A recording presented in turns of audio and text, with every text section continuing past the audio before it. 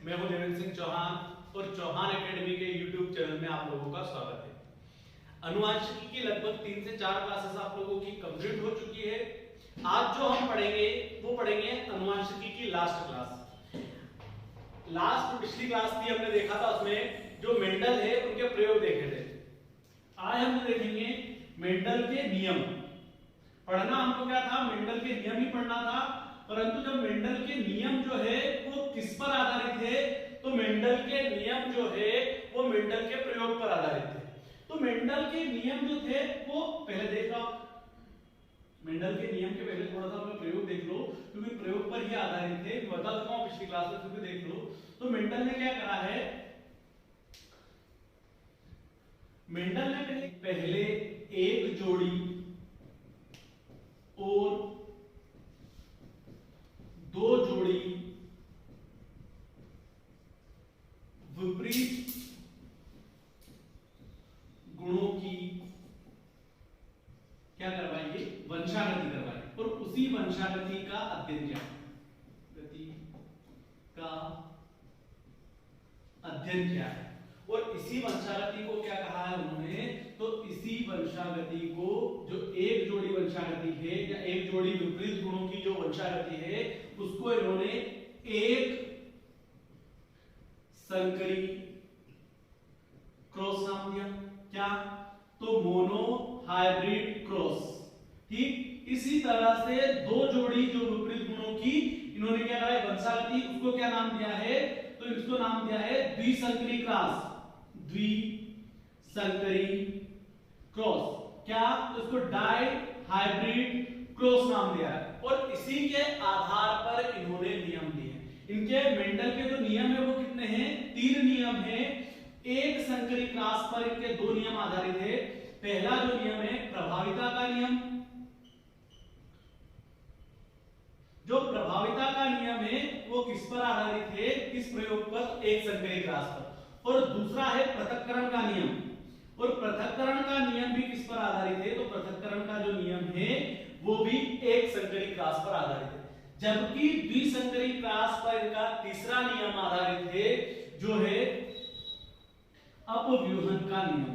क्या है, अपव्यूहन का नियम। जो हम आज पढ़ेंगे वो इन तीनों नियमों को ही पढ़ना है।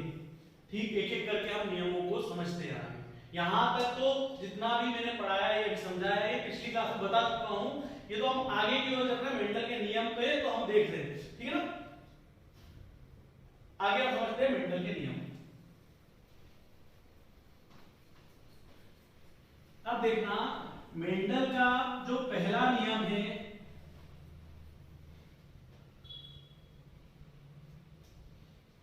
मेंडल का जो पहला नियम है उसको क्या बोला जाता है, प्रभाविता का नियम।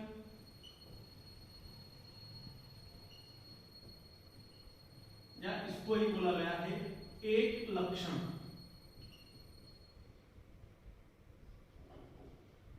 लॉ ऑफ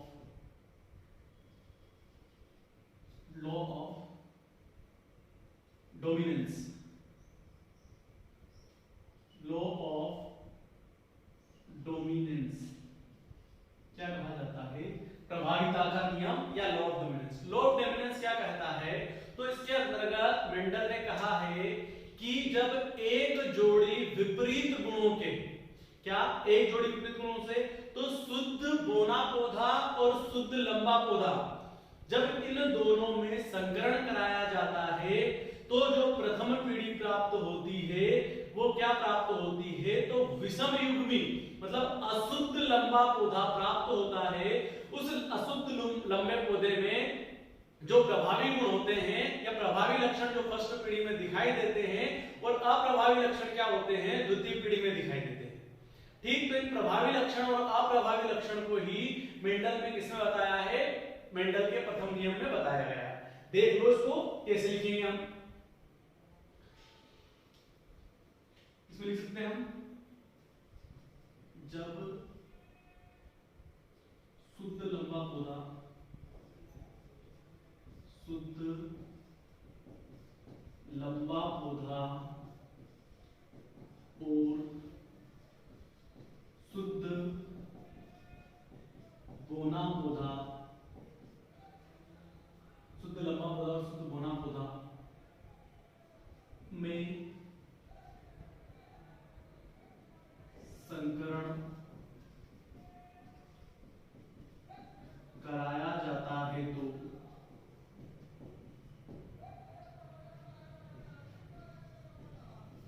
प्रथम पीढ़ी या F1 जनरेशन में जो लक्षण प्रारूप दिखाई देते हैं वे लक्षण क्या कहलाते हैं? तो प्रभावी लक्षण कहलाते हैं।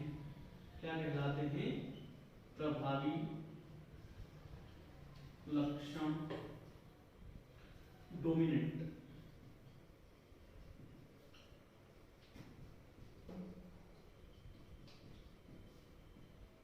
कहलाते हैं।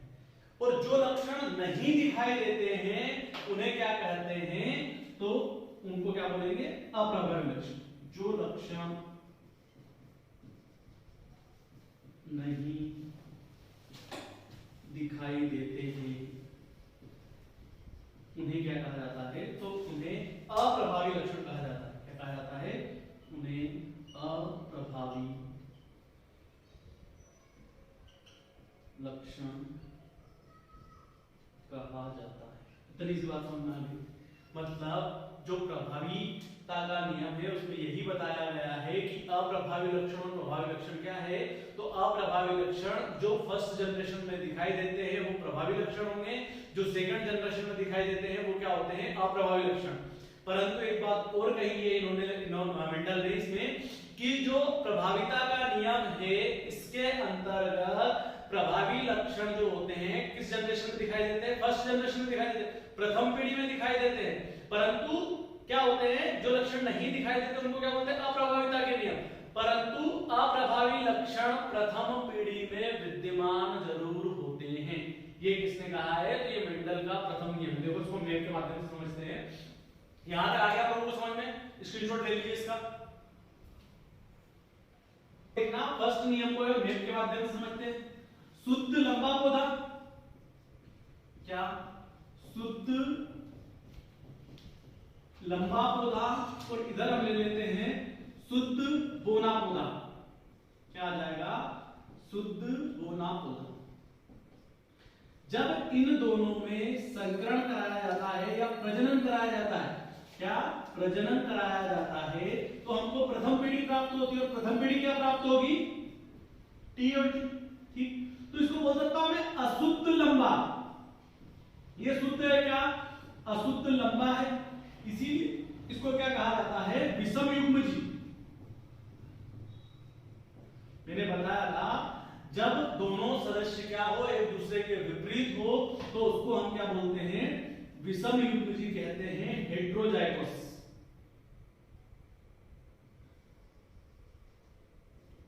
ठीक, अब देखना इसमें हमको दो सदस्य प्राप्त हुए। जो फर्स्ट सदस्य है इसको हम बोल सकते हैं क्या? तो ये क्या है?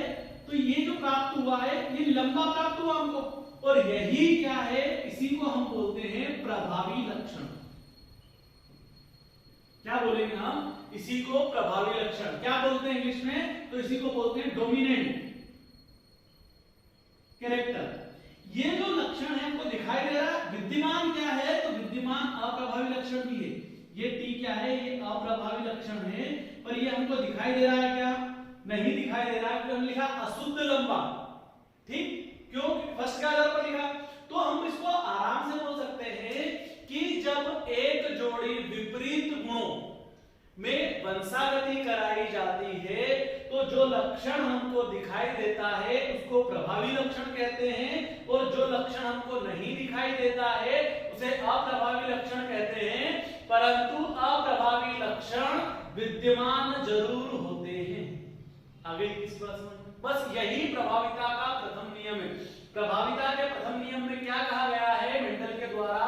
तो इतना सा कहा गया है कि जब एक जोड़ी विपरीत गुणों की वंशागति कराई जाती है तो उनसे प्राप्त प्रथम पीढ़ी, ये क्या है? F1 जनरेशन, प्रथम पीढ़ी में जो लक्षण हमको दिखाई देते हैं उन्हें हम क्या कहते हैं? प्रभावी लक्षण कहते हैं। और जो नहीं दिखाई देते हैं या दूसरी पीढ़ी में दिखाई देंगे उनको हम क्या बोलेंगे? अप्रभावी लक्षण। अप्रभावी लक्षण जो होते हैं वो क्या होते हैं, तो प्रथम पीढ़ी में भी विद्यमान होते हैं। ये मेंडल का प्रथम नियम है। आप लोगों को समझ में आ चुका होगा, ठीक है ना। हमने इसको दोनों माध्यम समझ लिया, परिभाषा के रूप में बता दिया मैंने आपको और डायग्राम के रूप में भी बता दिया है। देखना अब हम अपवाद देख लेते हैं फर्स्ट नियम के। जो प्रथम नियम था लॉ ऑफ डोमिनेंस, या इसी को हमने बोला था प्रभाविता का नियम या एक लक्षण नियम। इसके अपवाद क्या है, तो इसके दो अपवाद है। पहला अपवाद जो बोलते हैं हम अपूर्ण प्रभाविता। अपूर्ण प्रभाविता मतलब इनकम्प्लीट, जो कंप्लीट नहीं हुई है उसको हम क्या बोलेंगे, तो अपूर्ण प्रभाविता, इनकम्प्लीट डोमिनेंस। इसके उदाहरण देखो आप। इसका जो पहला उदाहरण है वो है स्नैपड्रैगन। स्नैपड्रैगन या इसी को बोला जाता है पादप कुत्ता। क्या कहा जाता है, स्नैपड्रैगन या पादप कुत्ता। एंटीराइनस इसका एक और नाम है, एंटीराइनस। दूसरा देखो, दूसरा है मिराबिलिस। क्या है, मिराबिलिस जलापा। क्या है, मिराबिलिस जलापा या इसी को बोला जाता है गुलाबास। ये क्या है, इसके अपवाद है। एक तो ये अपूर्ण प्रभाविता, दूसरा जो है उसको बोलते हैं सहप्रभाविता। सहप्रभाविता क्या बोल देंगे, कोडोमिनेंस।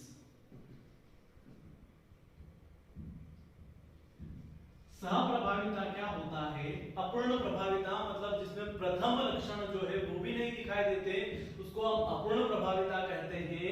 परंतु सहप्रभाविता में क्या होगा, तो प्रथम लक्षण जो है, ठीक है ना, मतलब हम बोल सकते हैं कि जो लक्षण प्रभावी लक्षण है और अप्रभावी लक्षण दोनों जब दिखाई देने लग जाए, क्या होता है सहप्रभाविता में, तो प्रभावित और अप्रभावित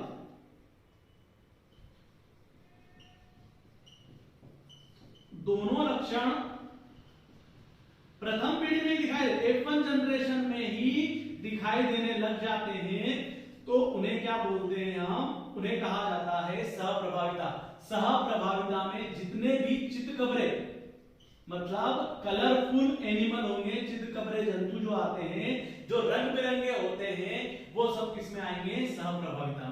तो ये दोनों क्या है, तो ये दोनों जो है मेंडल के प्रथम नियम के अपवाद माने जाते हैं। ठीक, दोनों आपको समझ में आ गए होंगे। अब हम पढ़ते हैं मेंडल का दूसरा नियम। मेंडल का दूसरा नियम जो है वो है पृथक्कीकरण का नियम, या उसे ही बोला जाता है युग्मज शुद्धता का नियम। क्या है दूसरा नियम, तो पृथक्कीकरण का नियम। पृथक्करण का नियम, या इसे ही क्या कहा जाता है, तो इसे कहा जाता है युग्मज शुद्धता का नियम, law of segregation. Law of segregation. देखो अभी हमने क्या पढ़ा कि F1 जनरेशन के अंतर्गत अप्रभावी लक्षण दिखाई देते, यही पढ़ा हमने। देखो इसको भी मैं आपको डायग्राम के माध्यम से पूरा बता देता हूं ताकि सिंपल भाषा में समझ में आए। T1 हमने क्या करा, इनको हमने फर्स्ट जनरेशन ले लिया है। ये फर्स्ट जनरेशन हो गई थी F1 प्रथम पीढ़ी। इसमें कहा गया पृथक्करण के नियम के अंतर्गत कि जब प्रथम पीढ़ी में क्या होता है, स्वपरागण कराया जाता है। क्या होता है, F1 जनरेशन जो होती है उसमें क्या कराया जाता है, तो F1 जनरेशन में जब स्वपरागण कराया जाता है, तो इसके जो स्वपरागण होता है इसमें क्या होता है हमको, तो यहाँ स्वपरागण के अंतर्गत हमको 4 पीढ़ियां प्राप्त होगी। ठीक है ना, 4 युग्मज प्राप्त होंगे। एक तो ये वाला, तो इसमें कहा जाता है, तो इसमें क्या कहा गया है कि पहले जो विपरीत लक्षण वाले सदस्य है वो एक F2 जनरेशन में एक निश्चित अनुपात में युग्म बना लेते हैं। क्या कहा गया है? पृथक्कीकरण का सिद्धांत क्या कहता है? तो बोलता है कि F2 जनरेशन, F1 जनरेशन में तो क्या है? तो F1 जनरेशन में विषम युग्मजी पौधे या इसको बोल सकते हैं अशुद्ध लंबा पौधा। हम बोलते हैं जब F1 जनरेशन में स्वपरागण कराया जाता है तो उनके युग्मज जो विपरीत गुण वाले हैं क्या करते हैं? एक निश्चित अनुपात में पृथक हो जाते हैं, अलग अलग हो जाते हैं, जिसे क्या कहा जाता है? पृथक्करण का नियम कहा जाता है। युग्मज शुद्धता का नियम क्यों कहा जाता है? देखो इसी को युग्मज शुद्धता क्या? प्रथम पीढ़ी में ये विपरीत गुणों वाले सदस्य जो है ये वंशागति तो करते हैं परंतु क्या है? अलग अलग होते हैं। जैसे ही ये द्वितीय पीढ़ी में क्या करते हैं? तो द्वितीय पीढ़ी के अंतर्गत प्रजनन करते हैं, स्वपरागण के माध्यम से क्या करते हैं? तो वंशागति करते हैं। ऐसे ही ये क्या होते हैं? तो युग्म में अपने अपने युग्म में बट जाते हैं। इसे हम क्या बोलते हैं? तो युग्मज की शुद्धता का नियम कहा जाता है। दोनों समझ में आ गया? पृथक्कीकरण का नियम क्या कहता है? तो जब F1 पीढ़ी के अंतर्गत ये F1 पीढ़ी के अंतर्गत क्या होता है? तो स्वपरागण कराया जाता है, तब जो युग्मज है वो क्या होते हैं? तो विपरीत गुण वाले सदस्य, दोनों विपरीत गुण वाले सदस्य, विपरीत गुण वाले सदस्य क्या हो जाते हैं? निश्चित अनुपात में अलग अलग हो जाते हैं, जिसे क्या कहते हैं? पृथक्करण का सिद्धांत कहते हैं या नियम कहते हैं। प्रथम पीढ़ी में जब स्वपरागण कराया जाता है तो सदस्य क्या होते हैं? तो विपरीत गुणों वाले सदस्य एक निश्चित अनुपात में अलग अलग हो जाते हैं, जिसे क्या कहा जाता है? तो उसे ही पृथक्करण का नियम कहा जाता है। आगे इतना समझ में? पहला नियम और दूसरा नियम दोनों किस पर आधारित है? तो ये दोनों जो नियम है, प्रथम नियम हमने पढ़ा था और ये जो सेकंड नियम हम पढ़ रहे हैं, ये दोनों मेंडल के किस प्रयोग पर आधारित है? तो एक संकरी क्रॉस पर आधारित। हमने एक जोड़ी विपरीत किए हैं गुणवन, एक संकरी क्रॉस पर आधारित। इसको हम क्या बोलेंगे? मोनोहाइब्रिड।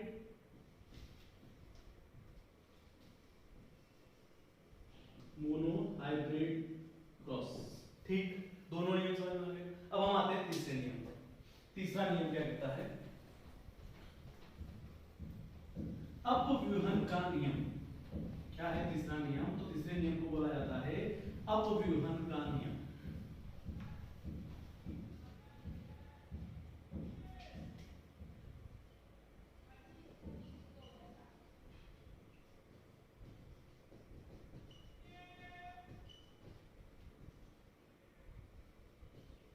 लॉ ऑफ इंडिपेंडेंट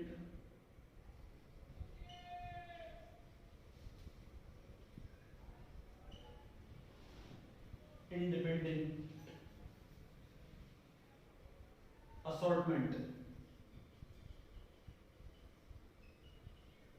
क्या कहा जाता है? लॉ ऑफ इंडिपेंडेंट असॉर्टमेंट, या इसे ही बोला जाता है अपव्यूहन का नियम। देखो अपव्यूहन के नियम में क्या कहा जाता है? तो सिंपल सा मेंडल ने कहा कि जब दो जोड़ी विपरीत गुण क्या है? तो यहां पर ये दो जोड़ी विपरीत गुण होंगे। मान लो कि हम उसकी क्या ले लेते हैं? एक तो गोलाई ली थी हमने और एक क्या लिया था? कलर लिया था। तो इसको हम क्या बोलेंगे? गोल पीला, और इसको हमने क्या बोला था? गोल हरा। ठीक, ये क्या है? तो ये गोल पीला है और ये क्या है? तो ये झुर्रीदार हरा है। ठीक, अब यहां से हम दोनों में से हमने गेमेट प्राप्त कर रहे थे, युग्मज प्राप्त करे थे दोनों में से। इसमें से युग्मज प्राप्त करा था, ये वाला करा था। इसमें से भी युग्मज या गेमेट प्राप्त करा था हमने, तो ये वाला करा था। मतलब गोल पीला और झुर्रीदार हरा, ठीक है। तो इनमें हमने जो प्रथम पीढ़ी के अंतर्गत क्या करवाया? प्रजनन करवाया या संकरण करवाया, हमने हाइब्रिडेशन करवाया, तो हमको एक चीज प्राप्त आर गोल झुर्रीदार पीला और क्या? हरा, ये प्राप्त हुआ प्रथम जनरेशन में। तो यहां पर मेंडल का कहना था कि यदि दो जोड़ी विपरीत गुणों में वंशागति कराई जाती है तो वंशागति में प्राप्त सदस्य जो होते हैं उनमें क्या होता है, तो उनके दोनों के लक्षण अलग अलग होते हैं। क्या बोला उन्होंने कि दोनों के लक्षण अलग अलग होते हैं।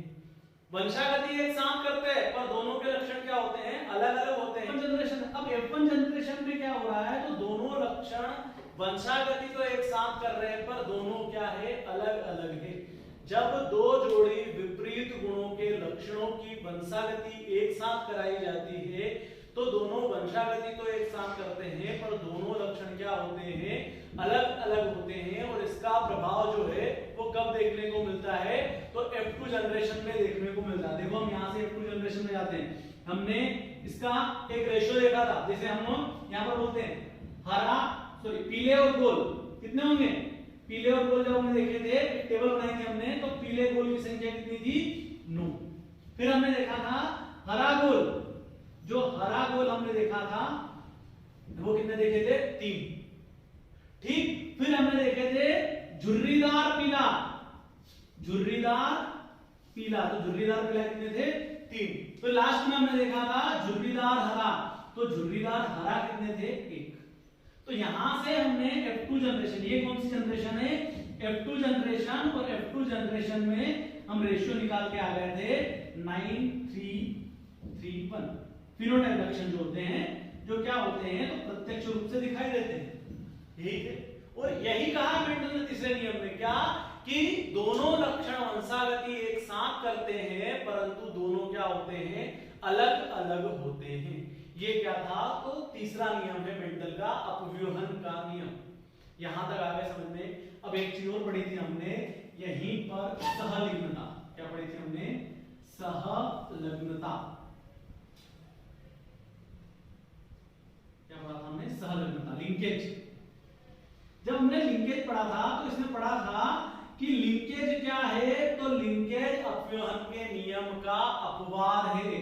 इसको अपवाद इसलिए कहा जाता है क्योंकि सहलग्नता का नियम ये कहता है कि जब एक गुणसूत्र पर दो जीन अलग अलग लक्षण के एक साथ वंशागति करते हैं तो उनके लक्षण अलग अलग ना होकर एक हो जाते हैं। अपव्यूहन के नियम में क्या कर रहे मेंडल, कि दोनों साथ में कर रहे वंशागति परंतु दोनों के लक्षण क्या है, अलग अलग रहेंगे। यहीं पर सहलग्नता में क्या कहा कि दोनों एक साथ, अगर एक गुणसूत्र पर है दोनों जीन, तो दोनों क्या कर जाएंगे, तो यहां पर दोनों मिल जाएंगे। ठीक, तो इसीलिए ये क्या है, सहलग्नता का नियम, इसका अपवाद माना जाता है। और सहलग्नता के नियम के अंतर्गत ही हमने क्या पढ़े थे, तो अनुवांशिक रोग पढ़े थे हम, हीमोफीलिया, वर्णधानता। ठीक है ना, ये सब लोग हमने किसमें देखे थे, लिंकेज में। आगे यहाँ तक समझ में, ये आपके मेंडल के तीनों नियम भी कंप्लीट हो चुके हैं और साथ में अनुवांशिकी की जो क्लास है या अनुवांशिकी जो चैप्टर है वो खत्म हो चुका है। कल से जो हम अगला टॉपिक पढ़ेंगे, फिर हम वो पढ़ेंगे कोशिका विभाजन। ठीक, ये बस आपके ज्यादा बड़े टॉपिक या थोड़े से ऐसे टॉपिक जो टफ है वो 2-3 टॉपिक है, उसके बाद तो साइंस जो है वो थोड़ा सा इजी